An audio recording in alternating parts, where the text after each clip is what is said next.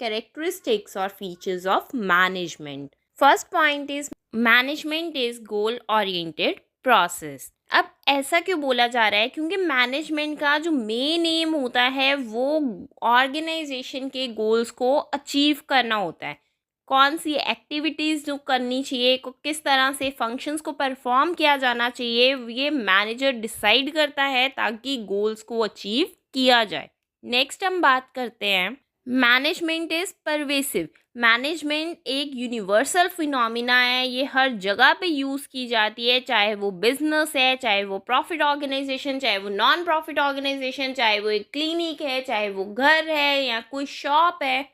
Even अगर हम countries की बात करें, चाहे इंडिया है, यूएसए है, जापान है, हर कंट्री में भी ये यूज़ की जाती है। मैनेजमेंट के बिना कोई भी ऑर्गेनाइजेशन, कोई भी घर जो है वो प्रॉपरली नहीं चल सकता। नेक्स्ट हम बात करते हैं management is multi dimensional.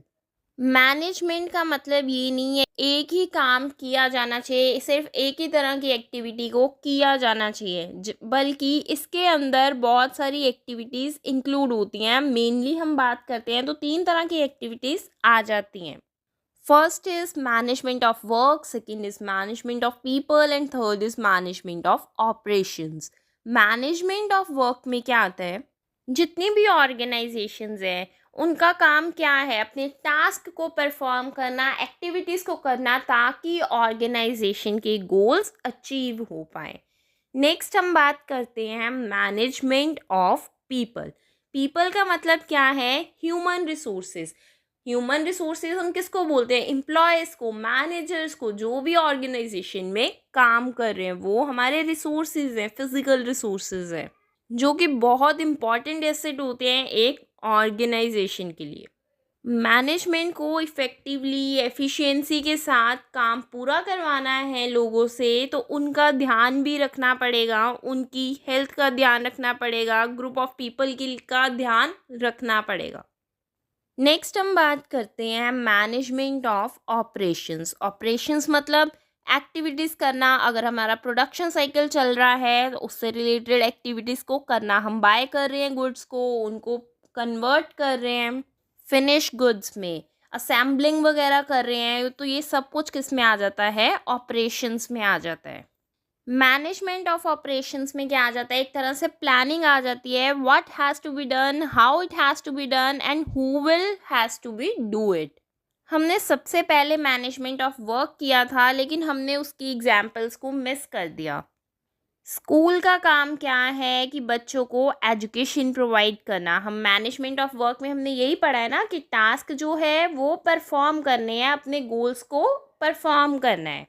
Doctor का काम क्या है? पेशेंट्स को ट्रीटमेंट देना। नेक्स्ट हम पॉइंट कर रहे हैं management is a continuous process, कि ये कभी ख़त्म नहीं होता। एक के बाद दूसरा फंक्शन आता है, दूसरे के बाद तीसरा आता है, तीसरे के बाद चौथा, चौथे के बाद पांचवा, पांचवे के बाद फिर से पहला फंक्शन जो है वो स्टार्ट हो जाता है।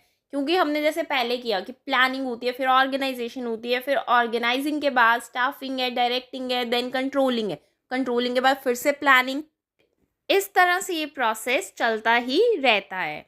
नेक्स्ट पॉइंट हम बात करते हैं management is a group activity, कि एक तरह से टीम वर्क है, अकेला बंदा कुछ भी नहीं कर सकता है। फाइनेंस को कौन हैंडल करेगा, मार्केटिंग को कौन हैंडल करेगा, प्रोडक्शन को कौन हैंडल करेगा, ह्यूमन रिसोर्सेज जो है वो बहुत इंपॉर्टेंट है। अगर इंजीनियर्स की रिक्वायरमेंट है तो उनकी जगह पे कौन आएगा?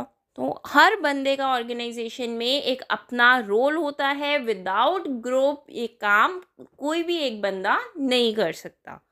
नेक्स्ट हम बात करते हैं management is a dynamic process.